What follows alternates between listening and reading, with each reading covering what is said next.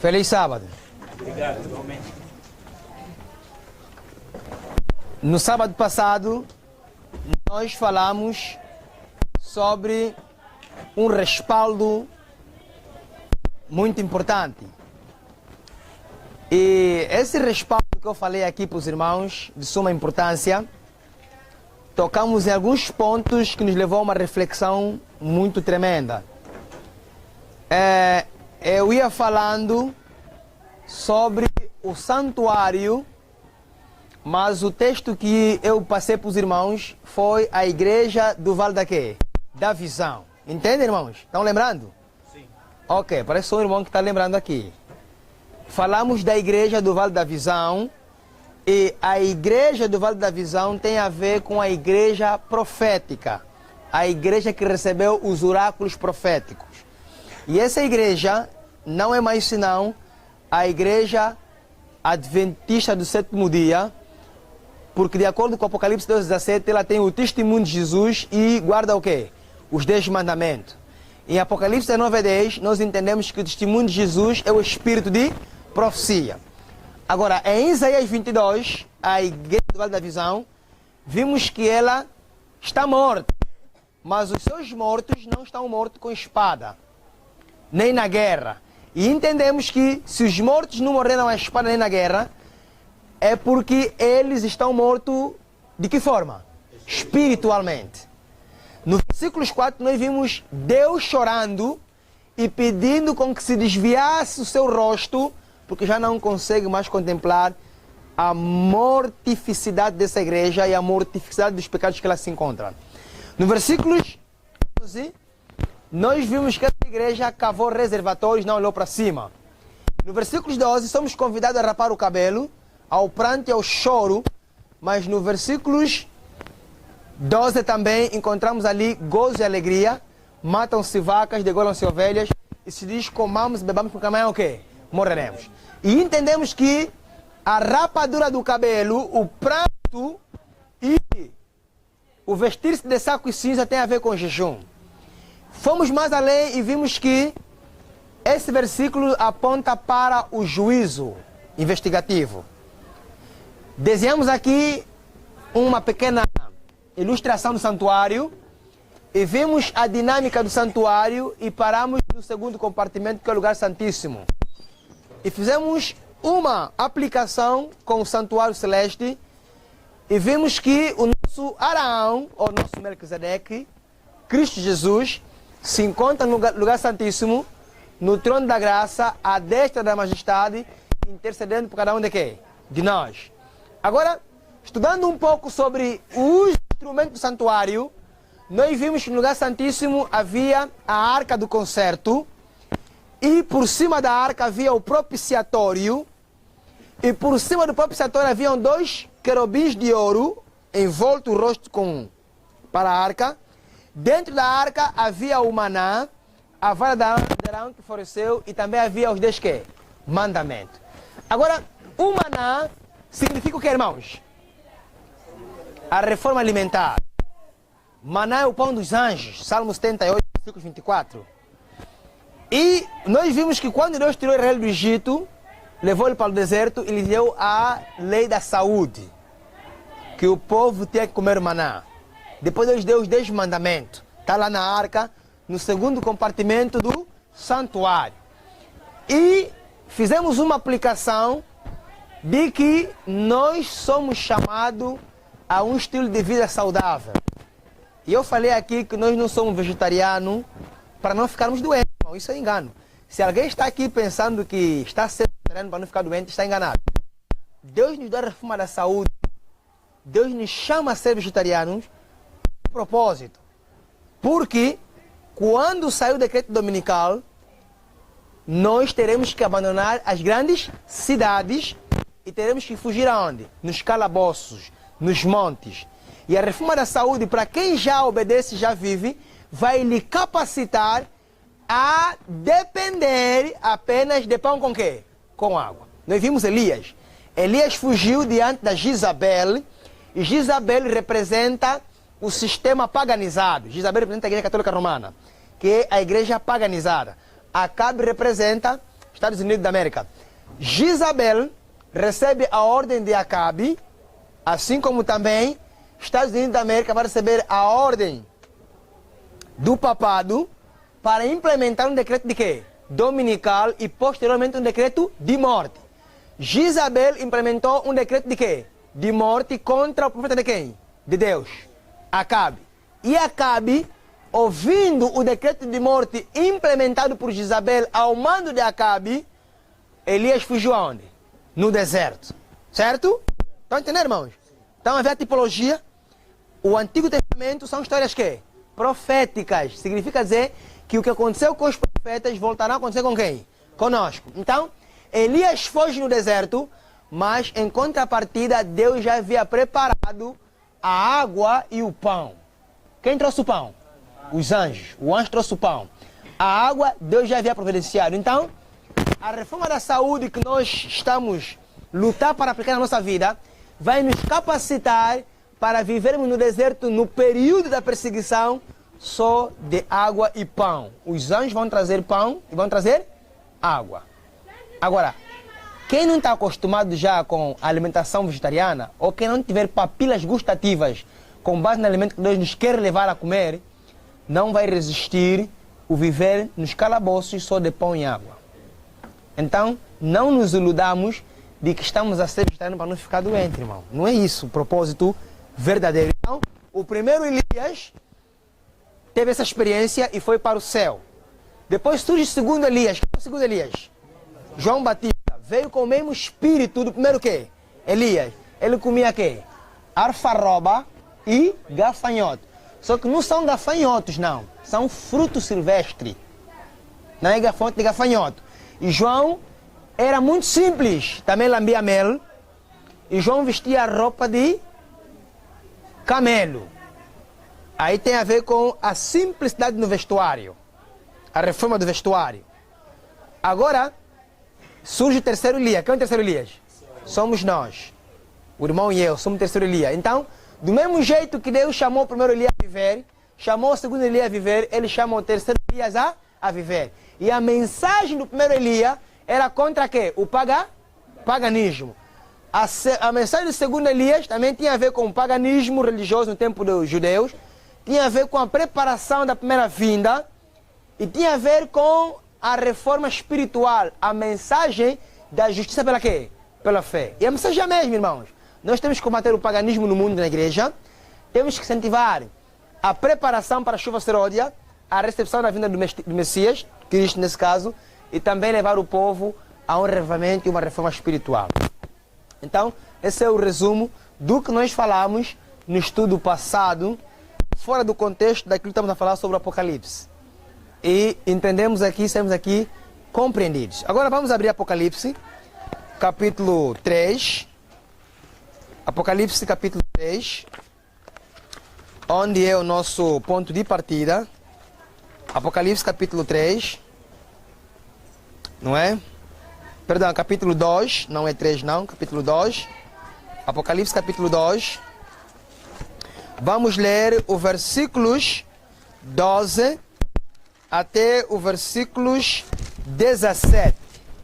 E vamos analisar esta carta à igreja de quê?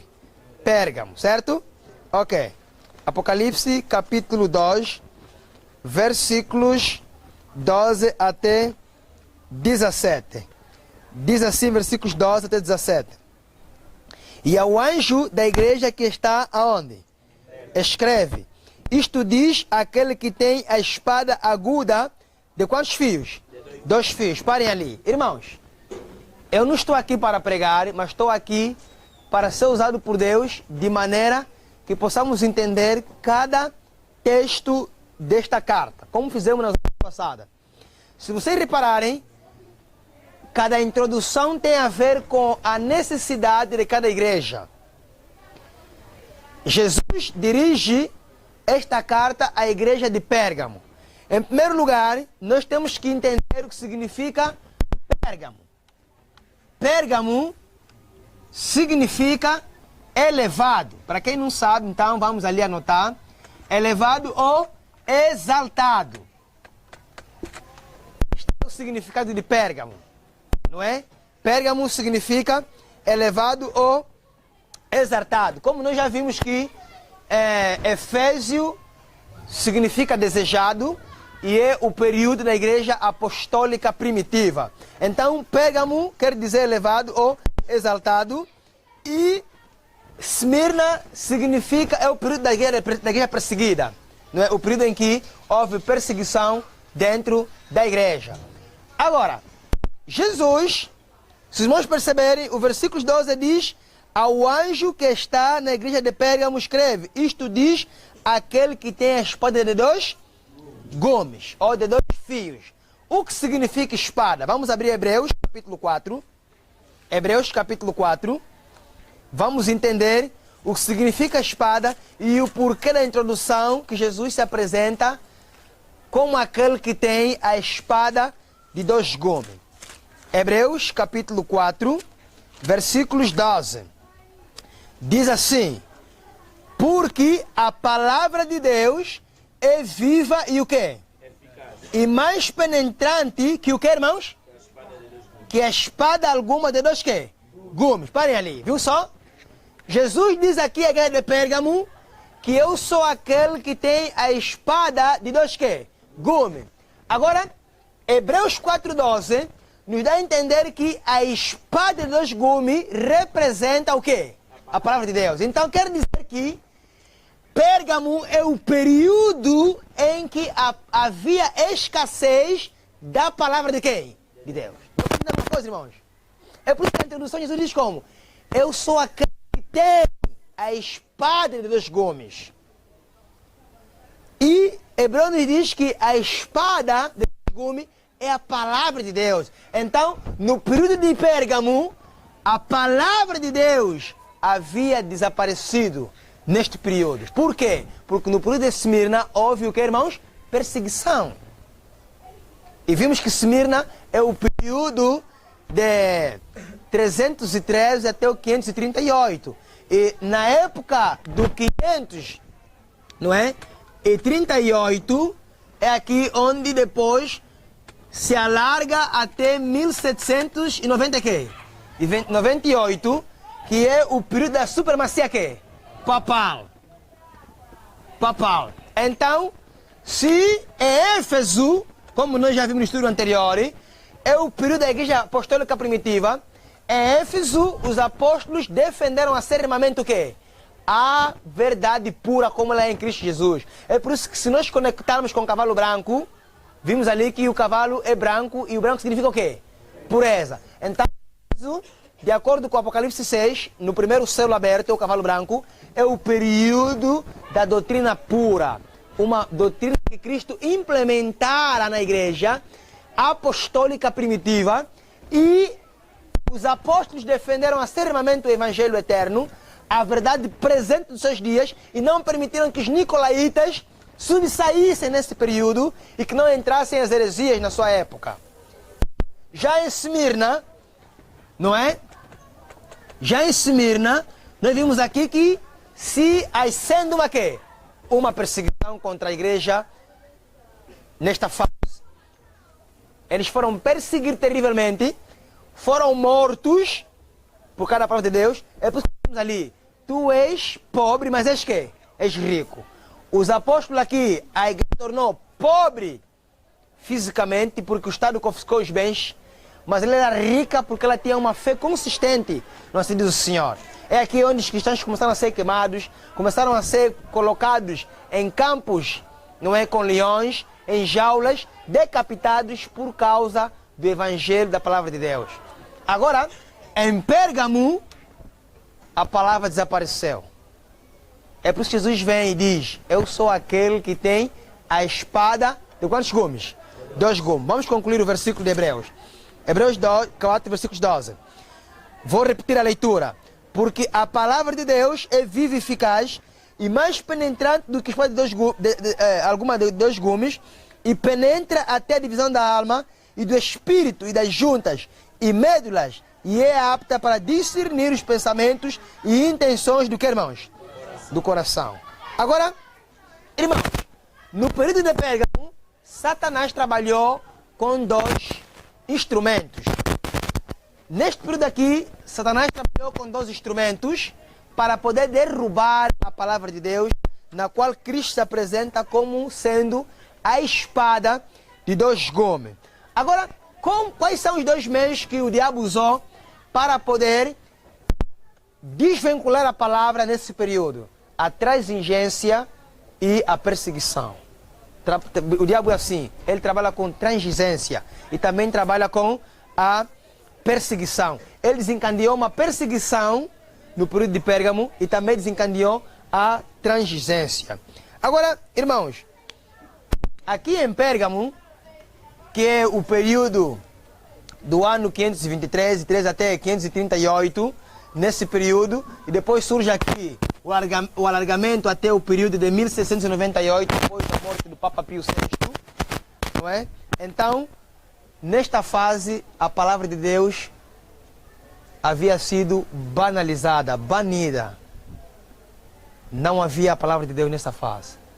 A igreja é como que estivesse morta. Porque, irmãos, onde uma igreja não leva os membros a depender da palavra de Deus, onde uma igreja não leva os membros a terem um contato com a palavra de Deus, não será Deus a falar, mas ao invés de Deus será quem?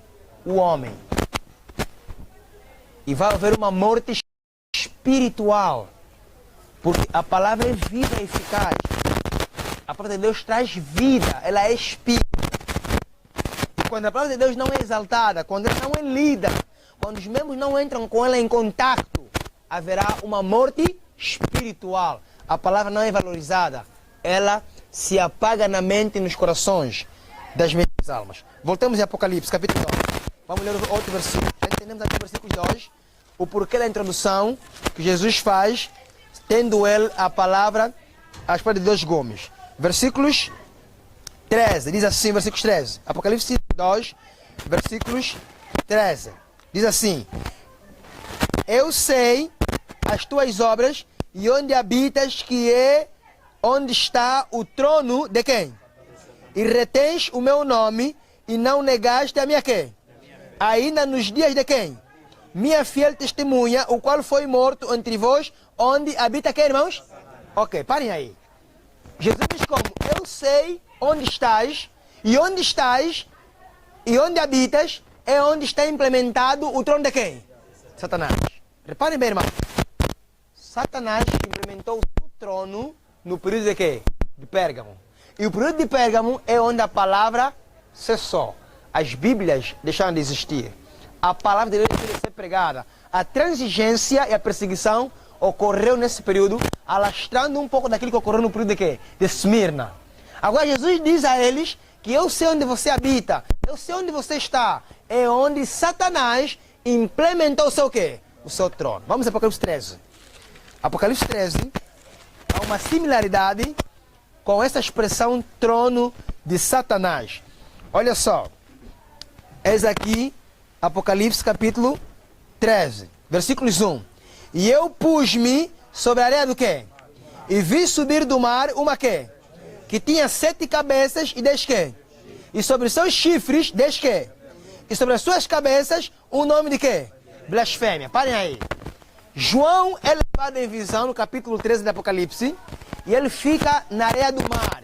Só que ele contempla sair do mar uma besta, e essa besta aqui, ela tem 7 cabeças, tem 10 chifres, e sobre os seus chifres tem uma coroa, e sobre a coroa ela tem o nome de quê? Blasfêmia. Irmãos, blasfêmia. Agora, nós já entendemos aqui que o livro do Apocalipse, 97% do que foi escrito não se entende como se lê, porque ela foi escrita numa linguagem simbólica profética. Agora, os seus símbolos, elas estão presentes no Antigo Testamento. Por isso é que, se nós não entendermos o Antigo Testamento, vai nos dificultar entendermos os símbolos no Novo quê? Testamento, especificamente no livro do Apocalipse. E já entendemos que Daniel é o livro selado e Apocalipse é o livro quê? Aberto. Agora, o que significa blasfêmia? Já falamos aqui numa aula passada, de mais repetir. Vamos no livro de Marcos, sem desmarcar em Apocalipse, colocam lá um objeto.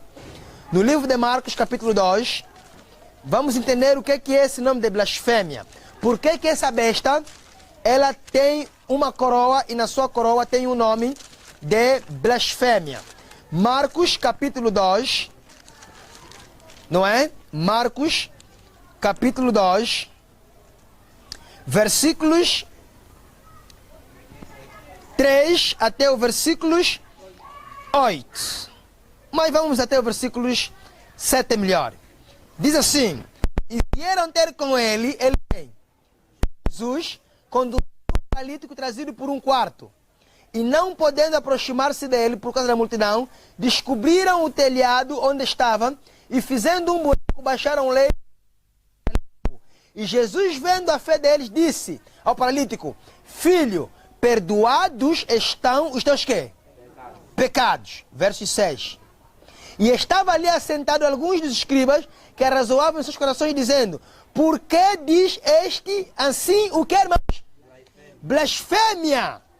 Quem pode perdoar pecados senão quem? Agora aqui estamos entendendo uma coisa.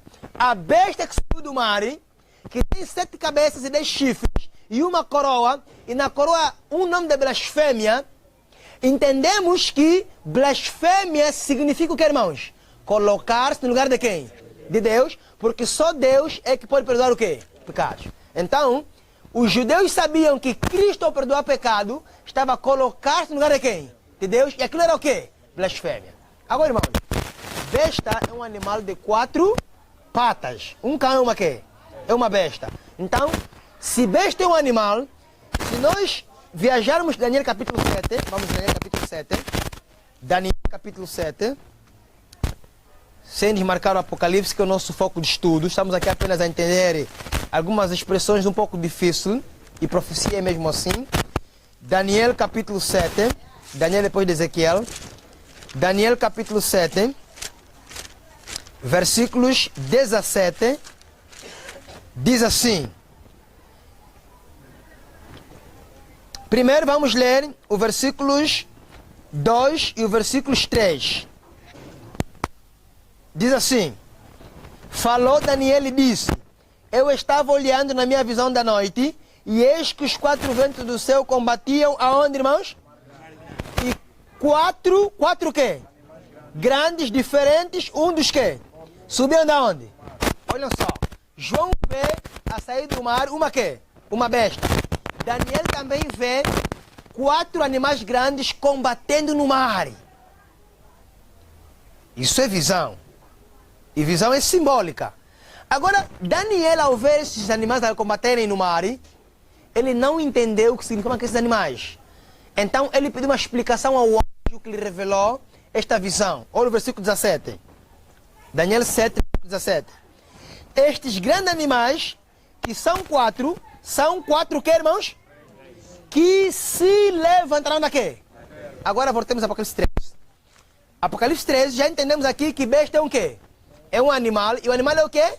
Rei ou reino. Então, se em Apocalipse 13 essa besta tem o nome de blasfêmia, e blasfêmia significa colocar-se no lugar de Deus, porque só Deus é que pode perdoar pecado, então esse animal aqui é um rei ou um reino, e esse rei, ele coloca-se no lugar de Deus e ele perdoa pecado. Qual é esse rei, irmãos?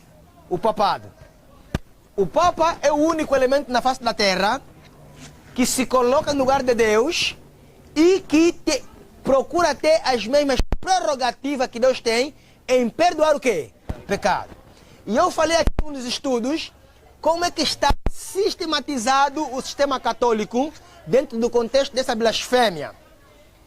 Falamos aqui, num dos estudos passados, em que na Igreja Católica Romana, a blasfêmia que é cometida dentro do contexto do Apocalipse, que é essa besta subiu do mar, nós já vimos que o cidadão comum, um membro natural, um membro católico, quando ele comete pecados, ele acumula os pecados. E ele tem uma data que ele vai até ao confiscatório e lá ele se encontra com quem? Com o padre, certo? Com o padre. O padre é o elemento que fica no confiscatório para receber o comum. Então, o membro comum, ele vai a quem? Ao padre e confessa seu quê? Pecado. Só que por outra, o padre também tem a quem ele se confessa. A quem se confessa o padre? Ao bispo. O padre confessa ao bispo e o bispo também tem a quem ele se confessa. A quem confessa o bispo? Ao arcebispo. Arcebispo recebe a confissão do bispo. Só que também o arcebispo também tem a quem ele se confessa. A quem ele se confessa? A quem, irmãos? Ao diabo já. Não, os irmãos estão a esquecer a matéria. Ele vai ao cardeal. Certo? Sim. Cardeal. Eu vou explicar aqui cardeal. Irmãos, no Vaticano existem muitos cardeais ou não? Existem muitos cardeais. Aqueles cardeais ali, eles estão ali e quando há eleição para o novo Papa, todos concorrem. Ele é só cardeal porque não subiu num nível superior. O mesmo São Francisco, ele também é um cardeal. Só que como ele ganhou as eleições, atingiu um outro nível e um outro nome lhe foi atribuído aqui, Papa. Então, um membro católico, ele confessa ao padre, e o padre confessa a quem? Ao bispo, o bispo ao arcebispo confessa ao cardeal. Agora, o cardeal, ele vem e confessa a quem? Ao Papa. Só que o Papa confessa. O Papa, por sua vez, ele confessa a quem? Ao Papa Negro, né? Já falamos aqui que o Papa Negro, ele não é negro como nós que estamos aqui somos negros, não. Ele é o lado oculto dos papas visível. Esse Papa Negro aqui, ele é um jesuíta, não é? Se bem também, jesuíta, se bem também que esse Papa Francisco, ele é um jesuíta, e é o primeiro jesuíta na história a declarar-se. Quem formou os jesuítas foi o Inácio de Loyola. E os jesuítas foram formados para exterminar os reformadores, os protestantes. Estão entendendo, irmãos? Inácio de Loyola, ele formou os jesuítas dentro da Igreja Católica Romana para matar todos os protestantes. O que significa protestante, irmãos? O que significa protestante? Hein? Irmão, olha só a palavra, protestante, significa o quê? Protestar contra o erro. Quando você protesta que pisar no sábado é pecado, você é um quê? Protestante. Quando você protesta que ir na discoteca é pecado, você é um protestante, irmão. Agora, nessa fase aqui, Deus levantou os reformadores, no primeiro caso como Martinho Lutero, Zwinglio, Jerônimo, Johnny Huss e tantos outros. Esses eram chamados de quê? De protestantes. Esses protestantes, eles protestaram contra os erros e doutrina da igreja quê? Católica. Estão entendendo, irmãos? Agora, Inácio de Loyola, ele cria os jesuítas para perseguir e matar quem? Os protestantes. Agora eu já falei aqui uma coisa, que a história, ela que se repete. Os mesmos jesuítas que Inácio de Loyola formou na Igreja Católica Romana para perseguir os protestantes, são os mesmos que vão perseguir os protestantes modernos. Agora, quais são os protestantes modernos? Os adventistas que estão se posicionando, os fiéis, vão nos chamar de fundamentalistas. Hoje, os fundamentalistas religiosos são quem? Os muçulmanos. Mas mais tarde ou mais cedo, eles vão nos acusar que nós somos fundamentalistas. E obviamente que nós somos, irmãos. Porque nós estamos fundamentalizados aonde? Na palavra de Deus. Estão entendendo alguma coisa, irmãos? Agora, esse Papa Negro, ele é jesuíta e também ele é luciferianista. Porque ele também confessa quem? A Lúcifer. Eu até nem podia chamar de Lúcifer, porque ele já caiu. Ao diabo. Agora estão a ver aqui, a besta que subiu do mar, ela tem 7 cabeças, tem 10 chifres e tem coroa, e na coroa tem o nome de quê? Blasfêmia. Então, já vimos em Marcos 2 que blasfêmia é colocar-se no lugar de quem? De Deus. Blasfêmia é perdoar pecado. E a única igreja na terra que perdoa pecado é a igreja quê? Católica. E o processo é esse. Os membros católicos desconhecem isso. Mas os padres sabem isso. E isso é uma realidade. Ninguém está aqui a inventar histórias. Isso é blasfêmia. Captam bem isso, irmãos. O membro confessa ao padre, o padre é o bispo é o arcebispo é o cardeal vai ao papa vai ao papa negro vai a quem? A Satanás. E Satanás recebe as orações desses indivíduos porque eles são satanistas. Agora nós vimos aqui que na igreja de Pérgamo a palavra desapareceu. Preste atenção aqui, irmão, e não fica distraído. Na igreja de Pérgamo a palavra que desapareceu. Satanás implementou a transigência e a perseguição. Por isso é que Cristo apresenta-se como sendo aquele que tem a espada de dois gumes. Porque a espada é a palavra, e nesse período não havia mais a Bíblia. Agora, nesse período de Pérgamo também, Satanás implementou o seu quê? Trono. O trono de Satanás foi implementado nesse período. Estão entendendo, irmãos? Olha o versículo a seguir, versículos 2. Apocalipse 13, versículo 2. Irmãos, não fiquem muito distraídos, irmãos. Não fiquem distraídos. Eu vou me demorar muito em alguns pontos. E quem perder, vai perder mesmo. Esse é o momento de cada um pegar a sua Bíblia. E quando eu dizer, irmãos, olham para aqui, irmãos têm que olhar para aqui. Quando eles vão na Bíblia, temos que ir na Bíblia. Eu não estou a pregar.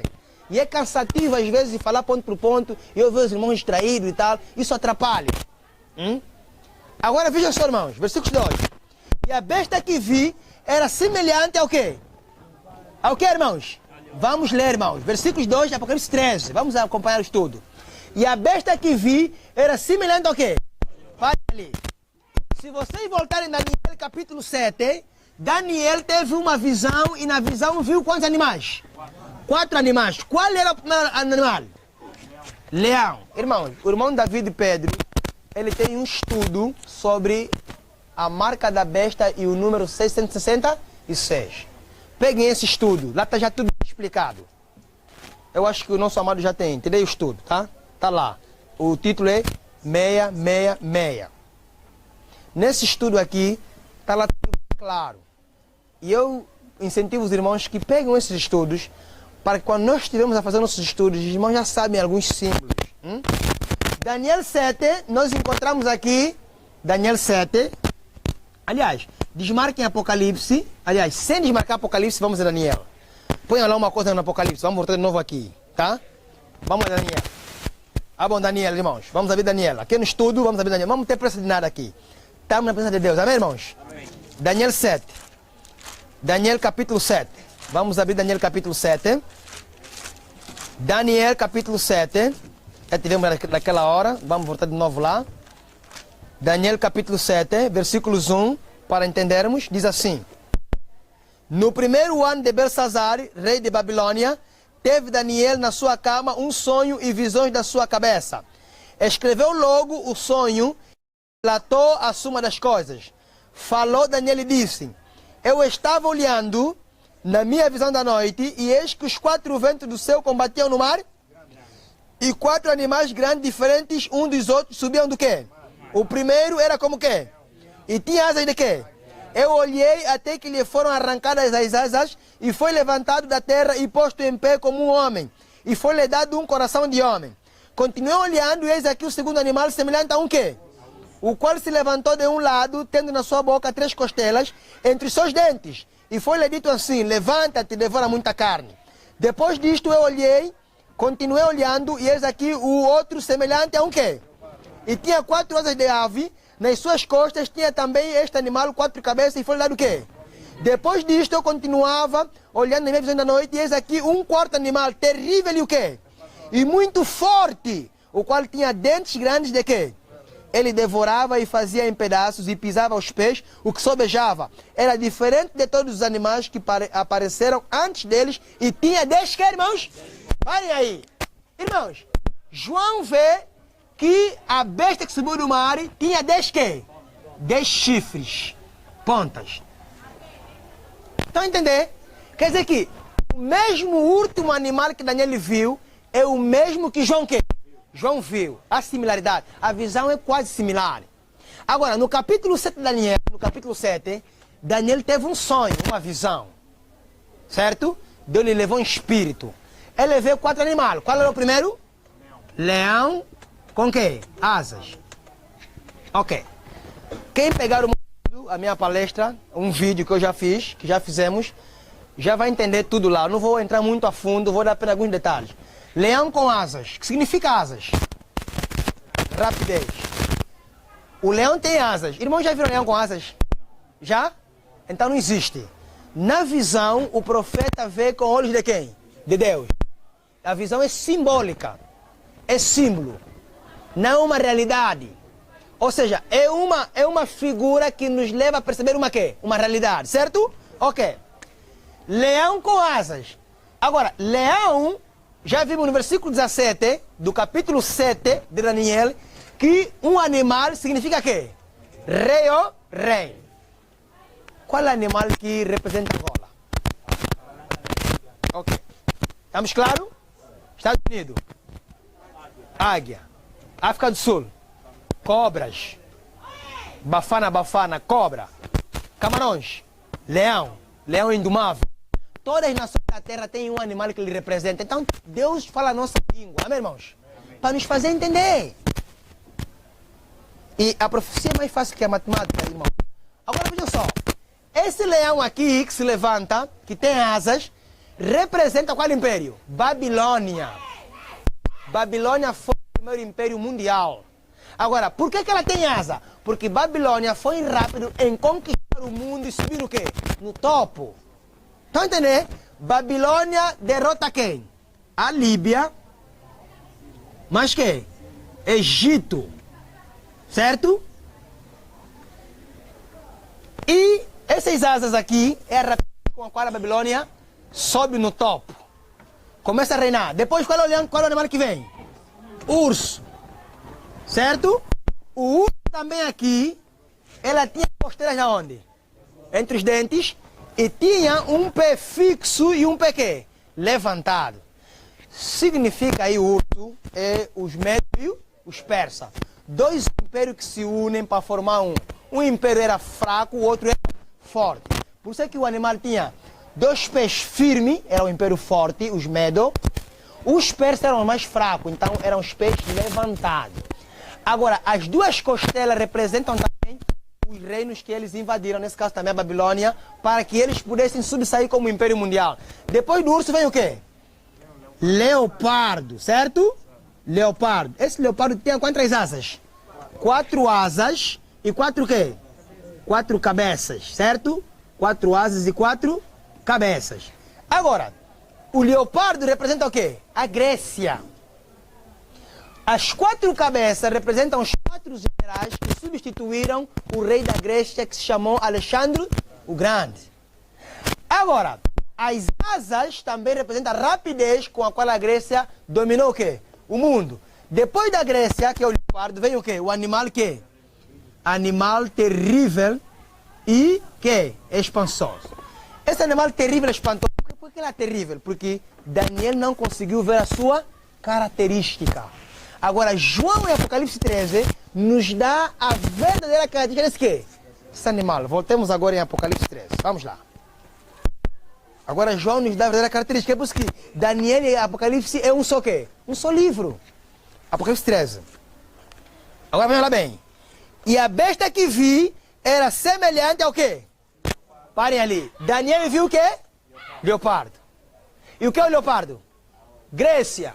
Quer dizer que a Igreja Católica Romana, o seu sistema, ela adotou o sistema da quê? Da Grécia. Estão entendendo? Ela adotou o sistema da Grécia. Por isso é que essa besta, ela aparece com a característica do quê? Do leopardo. Outra. E os seus pés como da quê? Do urso. Também adotou o sistema da quê? Dos medos e persa. E a sua boca como da quê? Também adotou o sistema de quê? Babilônia. Babilônia significa o quê? O sistema pagão da Igreja Católica veio de Babilônia. E na Babilônia, onde Nabucodonosor estabeleceu uma estátua a fim de quê? Adorar. E a Igreja Católica é a grande Babilônia. De Apocalipse 17, a grande prostituta. Então, ela aparece aqui com a característica do leão, característica do urso e característica do quê? parte, quer dizer que ela adotou as filosofias desses impérios, filosofias organizadas desses impérios. É que ela adotou. É por isso que João agora dá um esclarecimento mais profundo do capítulo de quê? De Daniel. Vamos lá, concluir o versículo. Agora, viu lá. E o dragão deu-lhe o seu quê? E o seu quê, irmão? E grande quê? Poderia. Agora, irmãos, em Pérgamo, Satanás estabeleceu o seu quê? Seu trono. Agora, quem deu o trono e o poder à Igreja Católica Romana? Satanás. Porque Apocalipse 12, versículos 9, quem é o dragão? Satanás. Então, irmãos, o poder do Papa, o poder da Igreja Católica Romana não vem de Deus. Ela vem de Satanás. Porque já vimos que é blasfêmia perdoar o quê? Agora, Cristo não cometeu blasfêmia perdoar o pecado, porque Cristo é o divino filho de quem? E ele tem poder no céu e na quê? E na terra para perdoar pecado.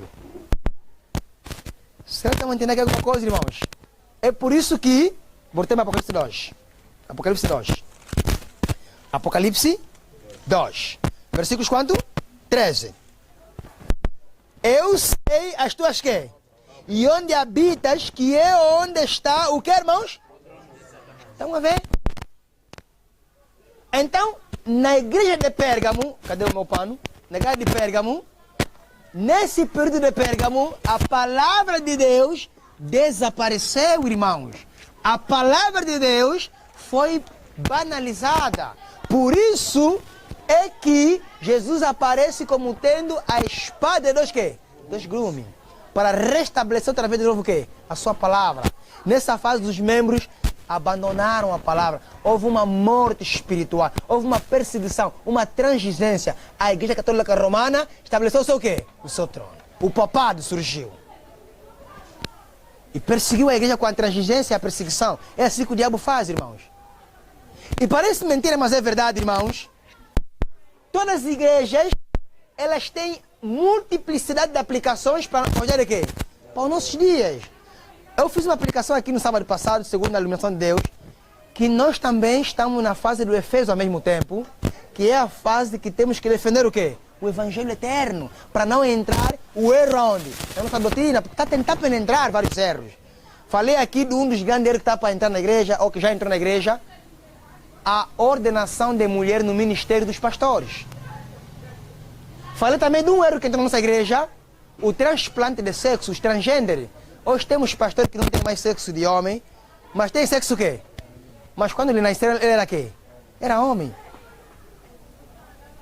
Os transgênero. Estão entendendo, irmãos? Agora, nós estamos aqui para dizer que nós não podemos admitir paninas como paninas têm que se arrepender.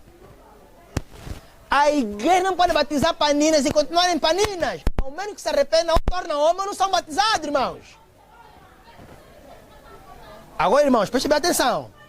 As leis de Sodoma e Gomorra já estão aqui, a penetrar. Quando você se levantar e dizer que não, eu não concordo que esse panina seja batizado, vão te ver que você é um careta. Isso aqui é a sociedade. Quem disse que não podemos batizar os paninas? Agora, irmãos, lá na Califórnia, existe uma igreja adventista em que todos os membros do coro são transgênero, são gays, são paninas. O irmão aceitaria frequentar uma igreja em que todos os coristas são paninas? Irmão, se no Kazenga todos os coristas são paninas, eu vou acordar lá no frequento mais o Kazenga. Só pelo fato de que a igreja aceitou que os paninas fossem membros do quê? Do coro central, está cantando no coro. Então estamos no período de Éfeso para defendermos o quê? Aquilo que é correto. Agora, vamos também entrar no período de quê? De Esmirna, perseguição virá. E ao mesmo tempo estamos no período de quê? De Pérgamo, os membros adventistas já não examinam a Bíblia. A palavra já não é pregada como era nos púlpitos. Hoje não, o irmão me segredou. Disse que foi no Kazenga, nem abriram um capítulo. Toda a pregação só foi meu irmão a falar sozinho. Nem abriram nem um texto, abriram. E da forma como eles entraram, da forma como vocês o quê? Saíram. Agora Jesus aparece aqui, eu tenho uma espada 2 gumes. Eu tenho uma palavra, porque nessa fase Satanás implementou o seu trono. O papado se estabeleceu, queridos irmãos. Agora, vejam o que o versículo diz aqui, versículo 13. Olha o que ele diz aqui, não é? E retens o meu nome e não negaste a minha quê? A minha fé. Apesar de que nesse período a palavra desapareceu, mas ainda assim, os membros dessa igreja, desse período, eles continuaram a defender o nome de quem? De Cristo, e continuaram a preservar o quê? A fé. Olha o que diz aí no versículos mais. E não negaste a minha fé, ainda nos dias de quem? Minha fiel quê? O qual foi morto entre vós, onde está, ou seja, onde habita quem?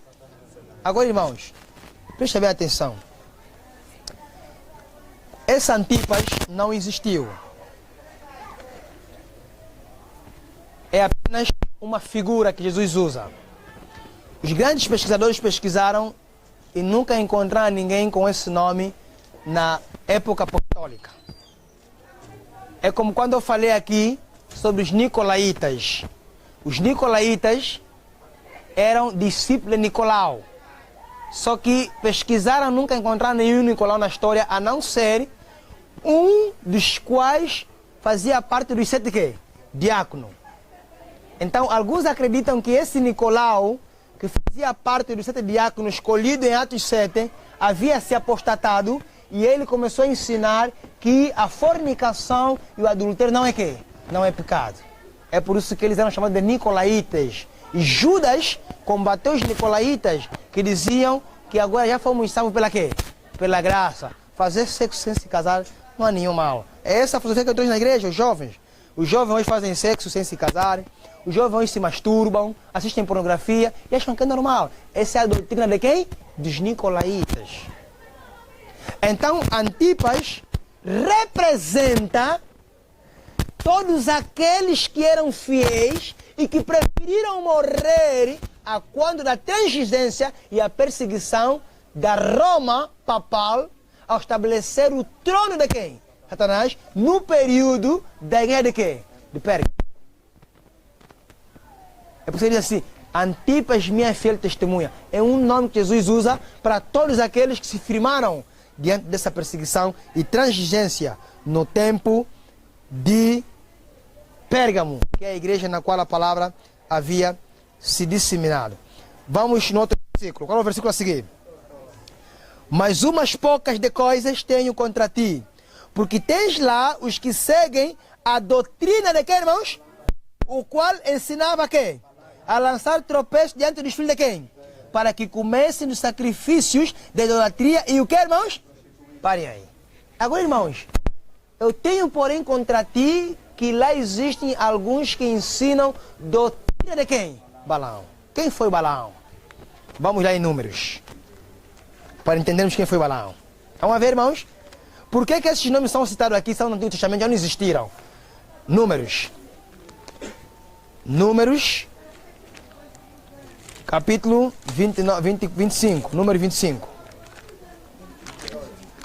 Números, irmãos, fui eu quem deu o capítulo. Os irmãos têm que seguir. Números, capítulo 25. Vou falar aqui de uma coisa que nós lemos em Apocalipse. Números, capítulo 25. Amém? Diz assim: Israel deteve-se aonde? E o povo começou o quê? Com as filhas dos que, irmãos? E convidaram o povo aos quê? Dos seus quê? E o povo comeu e inclinou-se aos seus quê? Juntando-se, pois, Israel a Baal Peor, o Senhor se acendeu contra Israel. Disse o Senhor a Moisés: toma todos os cabeças do povo e enforca-os ao Senhor diante do sol. E o ardor da ira do Senhor se retirará de Israel. Então Moisés disse aos juízes de Israel: cada um mate os seus homens que se juntaram a quem?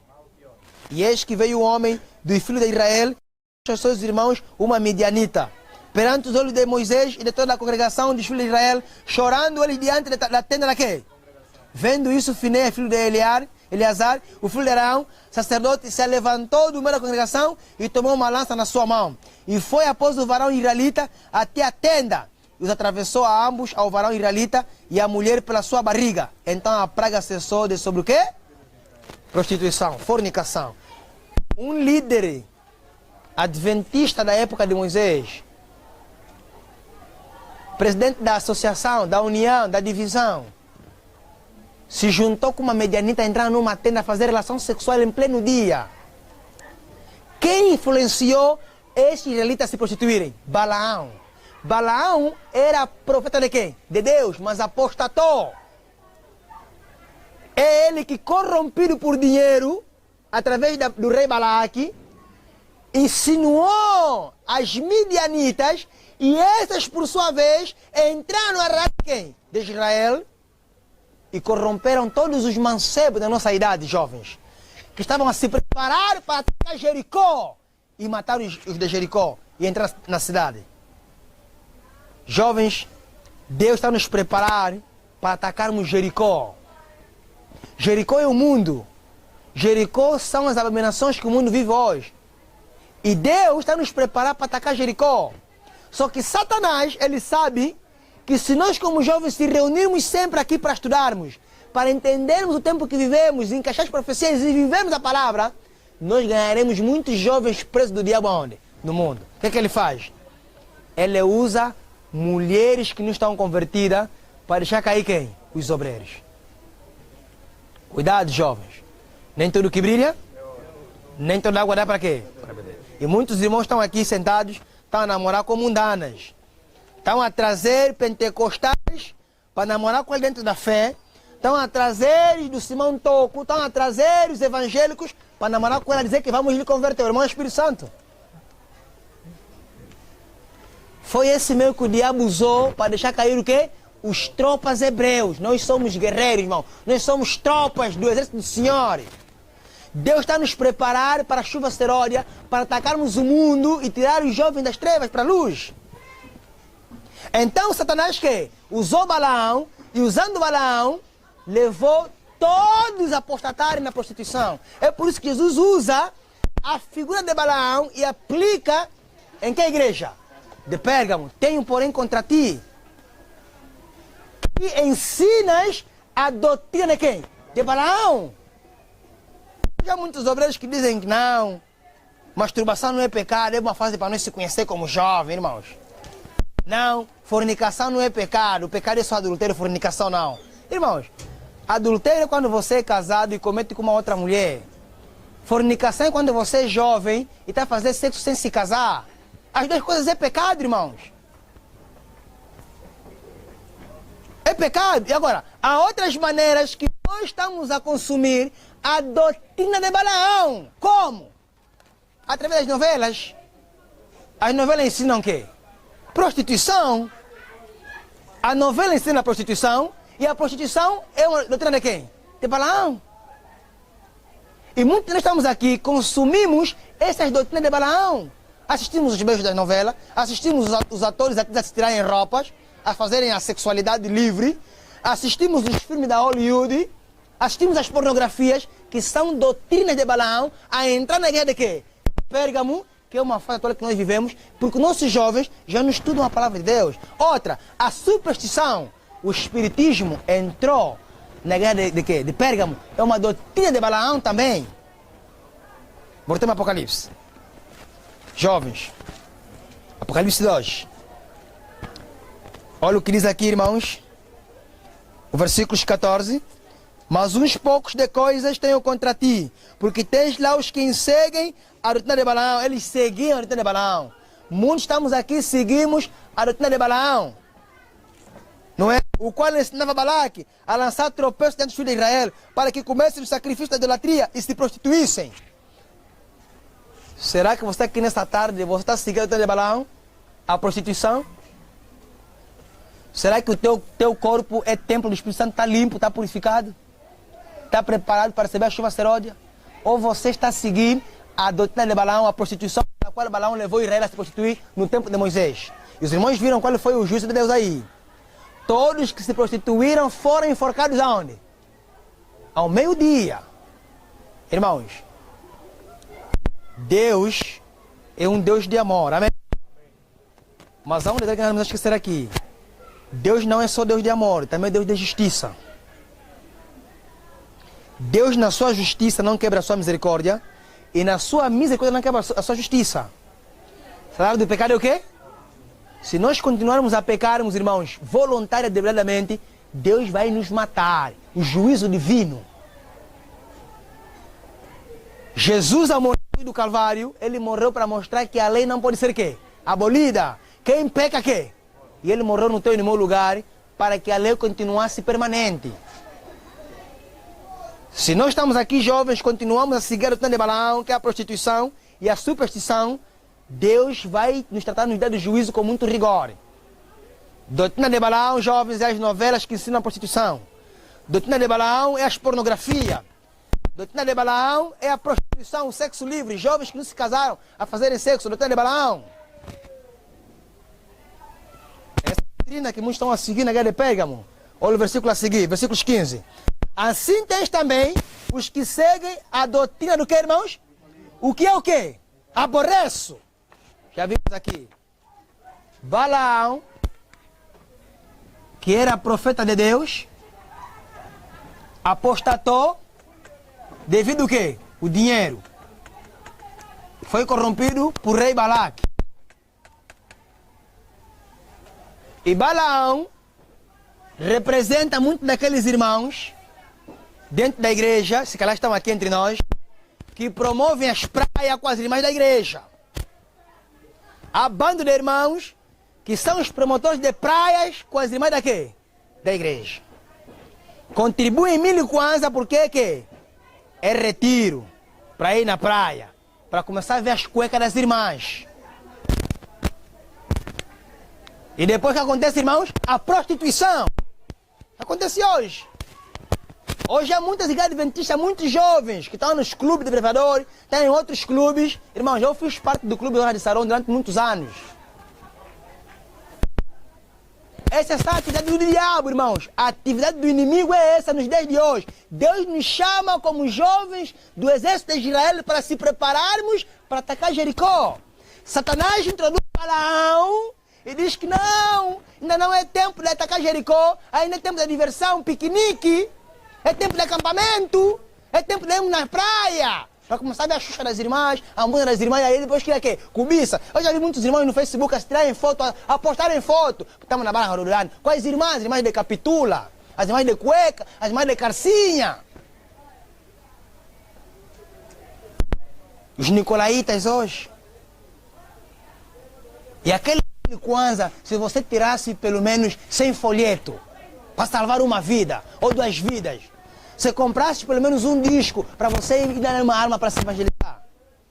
Você entrega nesses balões, te põe o nome na lista e te levam para ir nesses supostos piqueniques que eles criam, nesses supostos retiros e acabam em apostasia.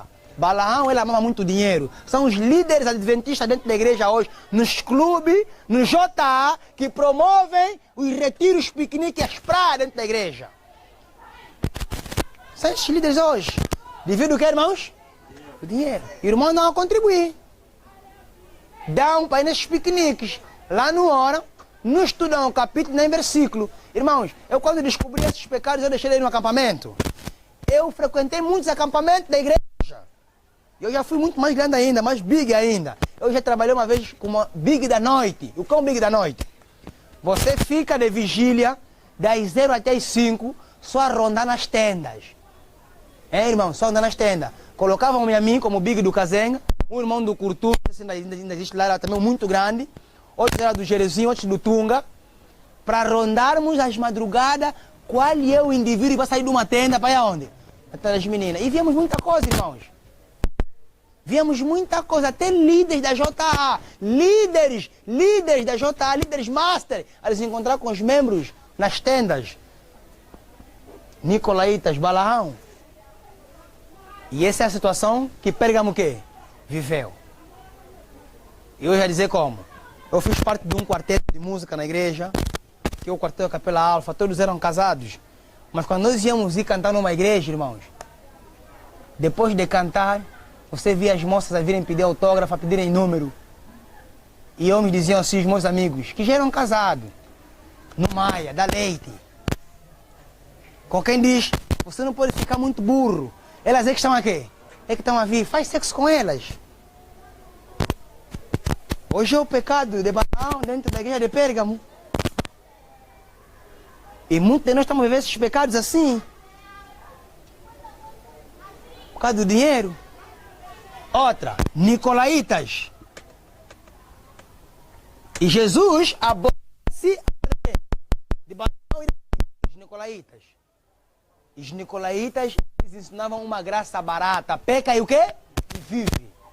Salvação é pela graça, estamos salvos. Jesus já nos salvou.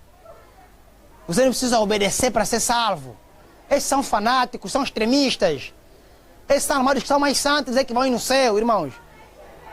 É preciso ser mesmo santo, irmãos. Vamos abrir Hebreus capítulo 12, versículos 14. Não nos marquem Apocalipse. Hebreus capítulo 12, versículos 14. Hebreus capítulo 12, versos 14. Amém? Amém, irmãos? Diz assim. Segue o quê? Com todos e o quê, irmãos? Sem a qual ninguém verá o quê? Irmãos, se não formos santos, não veremos a quem? A Deus. Santificação significa estar em plena harmonia com os 10 mandamentos. A lei é santa, Deus é o quê? É santo. Se não formos santos, não entraremos no céu. Se não formos santos, não veremos a Deus. Temos que ser santos, irmãos. E ser santo é guardar os mandamentos. Apocalipse 12, versículos 14. Apocalipse 12, versos 14. Amém, irmãos? Amém. Apocalipse 12, versículos 14. Perdão, 14 e 12. 14 e 12, trocam, 14 e 12. Aqui está a paciência dos pecadores. Amém, irmãos? Não. É isso? Não. De quem? Aqui estão os que guardam o quê? E a fé de quem? Quem são os santos? Os que guardam os mandamentos. Sem santificação ninguém verá a Deus, irmãos. Agora, os Nicolaitas, eles ensinam que não. Jesus já morreu, irmão. Você não precisa deixar de meter calça. Você vai ficar velha. Tem que pôr calça, você é moça. Calça é para homem ou é para mulheres? Irmão, as saias é para os rapazes ou para as meninas? Como é que é a calça de menina, não a saia de rapaz? Como é que é a calça para menina, não a saia para rapazes? Os irmãos sabem por que vocês não assistem Tunesa, muitos aqui assistem Tunesa, aquelas séries como é Mana Joana, Mana não sei lá o quê, que se metem de mulheres. Há uma série aí dos Tunesa, que elas aparecem de saia, metem Xuxa lá, sei lá de quê. Eles querem nos moldar e nos fazer aceitar para quando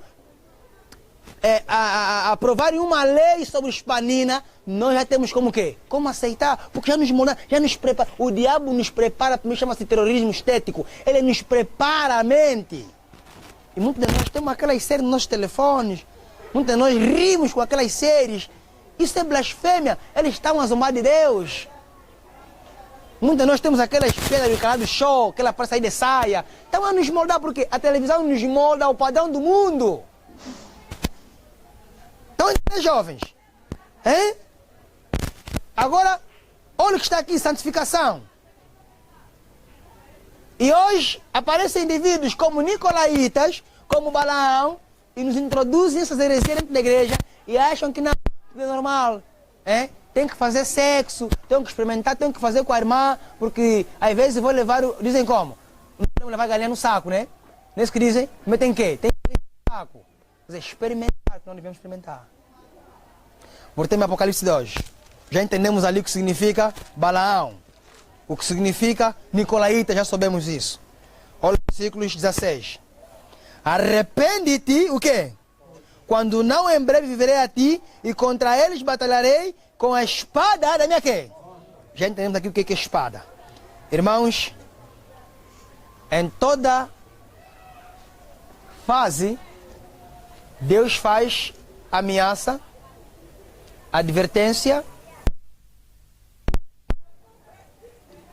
E também Deus faz um convite para o quê? O arrependimento. E Deus chamou essa igreja ao arrependimento.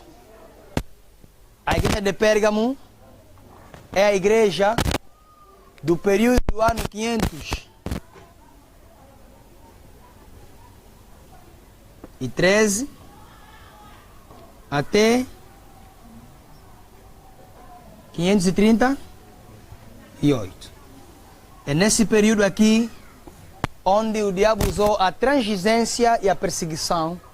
E é nesse período aqui onde se implementou o trono de quem? Satanás, o papado.